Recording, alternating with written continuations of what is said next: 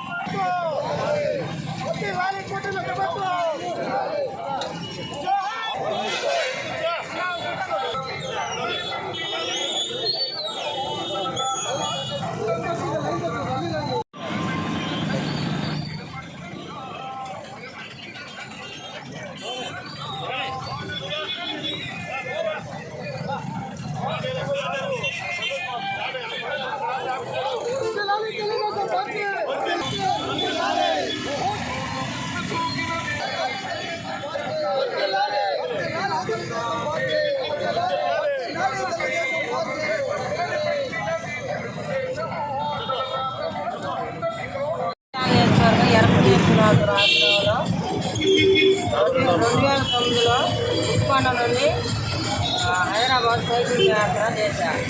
2016 తిరుపతి మహానాడు పోయా, 2017 వైజాగ్ మహానాడు పోయా, 2017 విజయవాడ మహానాడుకి వెళ్ళా, 2023 రాజమండ్రి మహానాడుకి వెళ్ళా, ఇప్పుడు 2025